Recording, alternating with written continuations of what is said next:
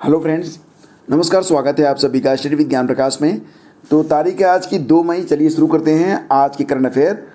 बीमा नियामक इरडा ने बीमा कंपनियों को कैशलेस दावों का निपटारा कितने समय में करने को कहा है। देखिए, इस समय कोविड-19 की वजह से बहुत सारे ऐसे भी पेशेंट हैं जिन्होंने हेल्थ बीमा लिया हुआ था, लेकिन इस समय अस्पतालों में हैं और उनको जो है ये जो बीमा उन्होंने लिया था, मेडिक्लेम लिया हुआ था, उसका निपटारा उन्हें जल्द करने की ज़रूरत पड़ रही है। और इसमें जो बीमा कंपनियां थी वो अबाउट 6 to 7 आवर का जो समय ले रही थी। इसको देखते हुए अभी हाल ही में दिल्ली हाई कोर्ट ने एक आदेश पारित किया है और इसमें यह कहा गया कि अगर कोई बीमा कंपनी 6 से 7 घंटा लगाएगी तो इसे जो है अदालत के आदेश की अवमानना माना जाएगा।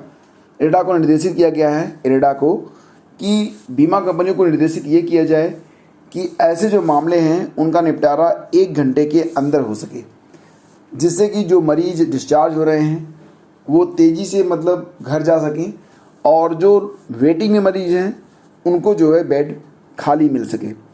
तो सही जवाब इसका ऑप्शन सी है। अब यहाँ पर एक क्वेश्चन आपके मन में ज़रूर आना चाहिए कि आखिर फिर इरडा क्या है। तो इरडा का जो फुल फॉर्म है फ्रेंड्स वो होता है insurance regulatory and development authority.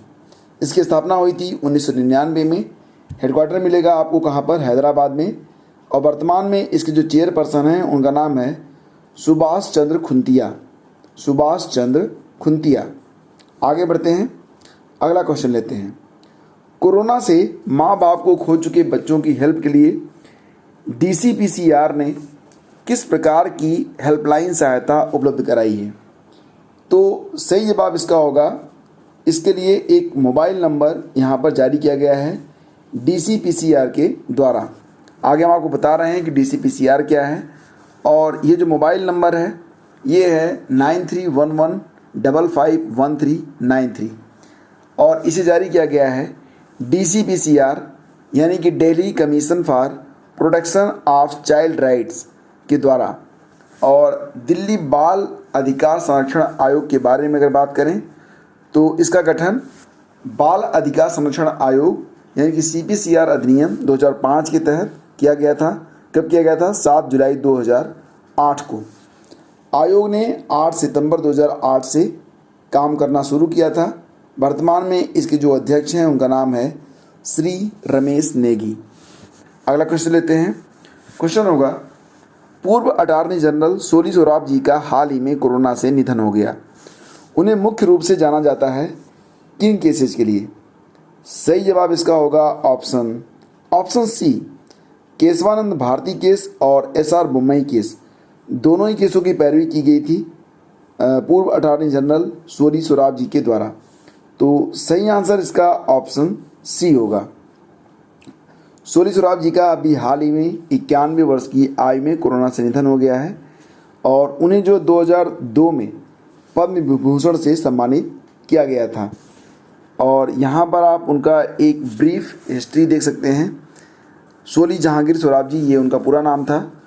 जन्म उनका कब हुआ था? 1930 में पारसी परिवार में।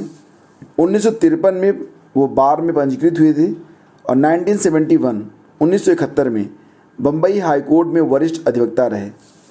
केशवानंद भारती मामला, राज्यों में राष्ट्रपति शासन लगाने से संबंधित SR बोम्मई मामला, और इसके अलावा 1989-90 और 1998 से 2004 तक वो अटॉर्नी जनरल भी रहे थे।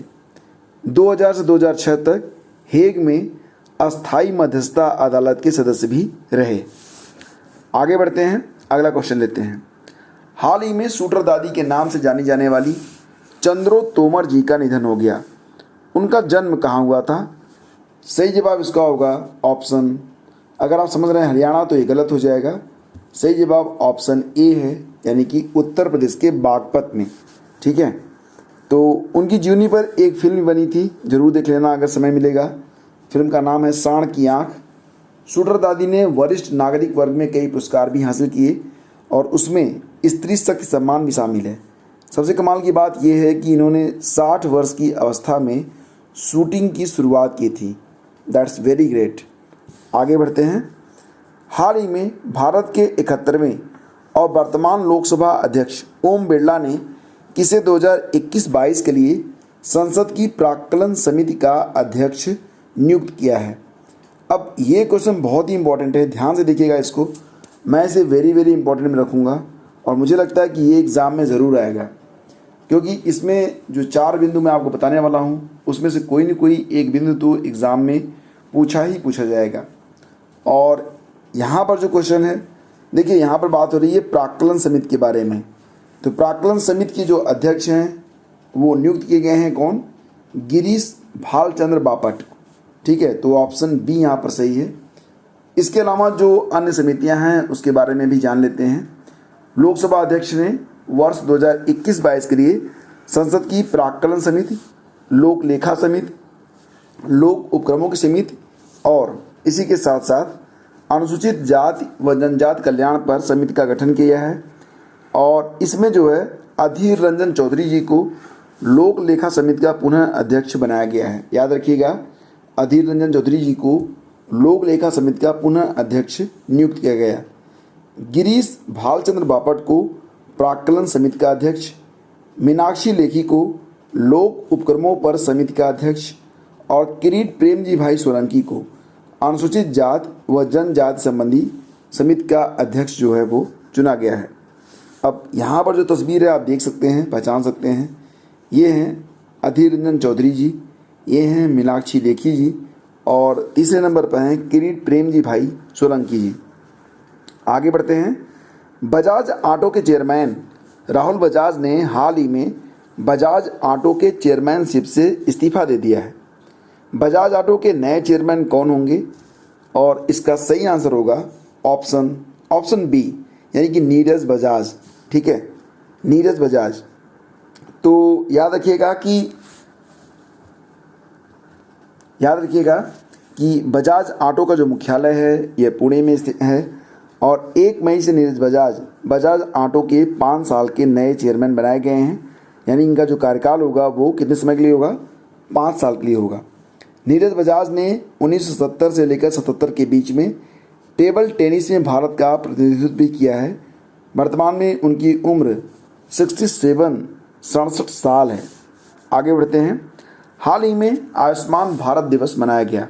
आपको बताना है कि यह दिवस कब मनाया जाता है। सही जवाब इसका ऑप्शन डी है, यानी कि 30 अप्रैल को प्रतिवर्ष आयुष्मान भारत दिवस के रूप में मनाया जाता है। और ये भी याद रखना कि इसकी शुरुआत अप्रैल 2018 में प्रधानमंत्री मोदी के द्वारा की गई थी। रिलायंस फाउंडेशन किस शहर में 1000 बेड की कोविड देखभाल सुविधा केंद्र स्थापित करेगा? यहाँ पर कोविड से पीड़ित मरीजों को बिल्कुल फ्री में उनका ट्रीटमेंट होगा और इसे जो है स्थापित किया जा रहा है जामनगर में। तो ऑप्शन ए यहाँ पर आपका बिल्कुल सही होगा, जामनगर। ठीक है, रिलायंस फाउंडेशन की स्थापना 2010 में हुई थी। हेडक्वार्टर इसका मुंबई में है। जापानी सरकार ने हाल ही में किसे ऑर्डर ऑफ राइजिंग सन से सम्मानित किया है? Order of rising sun. तो सही जवाब इसका होगा श्यामला गणेश, ऑप्शन बी। और ये एक जापानी टीचर हैं, याद रखिएगा। जापानी सरकार ने हाल ही में बेंगलुरु बेस्ड जापानी शिक्षिका श्यामला गणेश को ऑर्डर ऑफ राइजिंग सन से सम्मानित किया है। और श्यामला जो हैं ये सेप्टोजेनेरेनियन संस्थान में एक जापानी शिक्षक हैं और आरटी नगर बेंगलुरु में इकाना के ओहरा स्कूल में भी कार्यरत हैं। उन्होंने 38 साल पहले स्थापना के बाद से सैकड़ों से अधिक छात्रों को पढ़ाया है। इकेबाना जापानी फूलों की व्यवस्था की एक कला होती है और श्यामला ने अपने पति गणेश के साथ 1983 में बेंगलुरु में एक जापानी भाषा स्कूल स्टार्ट किया था। किस देश में दुनिया का सबसे लंबा पैदल यात्री पुल का शुभारंभ किया गया है? सही आंसर क्या होगा? सही आंसर है ऑप्शन सी, यानी कि पुर्तगाल। ठीक है, तो ये आप यहाँ पर देख सकते हैं इस तस्वीर में। और यहाँ पर मैं आपको बता दूँ कि दुनिया का सबसे लंबा ये सस्पेंशन पुल है, जिसकी लंबाई है कितनी? 516 मीटर और ये 175 मीटर की ऊंचाई पर बनाया गया है। 175 मीटर की ऊंचाई पर ये बना हुआ है। आगे बढ़ते हैं। किस राज्य के विलाचेरी में बने प्रसिद्ध मिट्टी के खिलौनों के लिए भौगोलिक संकेतक प्रदान किया गया है? सही आंसर क्या होगा? गुजरात, महाराष्ट्र, तमिलनाडु, बिहार। सही जवाब है ऑप्शन सी यानी कि तमिलनाडु। तमिलनाडु के मुख्यमंत्री के पलानीस्वामी हैं, राज्यपाल हैं बनवारी लाल पुरोहित। बीआरओ की पहली महिला कमांडिंग अधिकारी कौन बनी है? क्वेश्चन वेरी वेरी इंपॉर्टेंट होगा, क्योंकि बीआरओ की जो पहली महिला कमांडिंग अधिकारी बनी है, तो पहली बार जब भी कोई प्रश्न होता है ऐसा, तो एग्ज़ाम के लिए ऑटोमेटिकली इम्पॉर्टेंट हो जाता है। सही जवाब है इसका ऑप्शन ए यानी कि वैशाली हिवासे। वैशाली हिवासे। और बीआरओ के बारे में बात करें तो बीआरओ का मतलब होता है बॉर्डर रोड ऑर्गेनाइजेशन, जिसकी स्थापना हुई थी 7 मई 1960 में। महानिदेशक हैं राजीव चौधरी। मुख्यालय है दिल्ली में। कहाँ पर है? दिल्ली में। भारत के नए वित्त सचिव कौन बने हैं? भारत के नए वित्त सचिव, और ये बने हैं टीवी सोमनाथन। जरूर याद रखना इसको, एग्जाम में ये भी काफ़ी इंपॉर्टेंट है। इसी के साथ अब बारी है क्विज की। जो क्विज मैंने आपसे पूछा था कल के वीडियो में, तो क्वेश्चन ये पूछा गया था कि अंतरिक्ष कार्यक्रम के लिए संयुक्त अरब अमीरात की पहली महिला अंतरिक्ष यात्री का नाम क्या है? सही आंसर इसका था ऑप्शन ए, नौरा अल मतरोसी। नौरा अल मतरोसी। आप यहाँ पर इनको देख सकते हैं।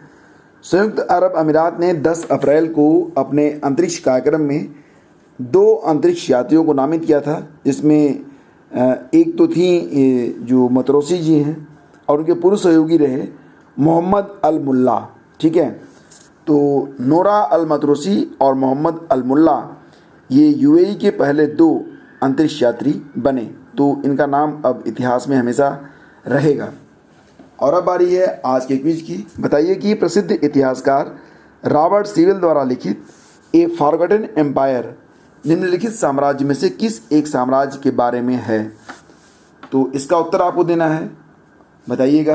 यहाँ पर 4 ऑप्शन आपके सामने हैं और लिखिएगा थोड़ा डिटेल में। और अगर इस लेक्चर की पीडीएफ को आप प्राप्त करना चाहते हैं तो आप वीडियो का डिस्क्रिप्शन चेक कर सकते हैं। हम शीघ्र ही मिलेंगे आपसे एक नए वीडियो में। अगर वीडियो आपको पसंद आया तो प्लीज़ इसे लाइक कर दीजिएगा, अपने दोस्तों के बीच इसे शेयर कर दीजिएगा। बहुत बहुत धन्यवाद।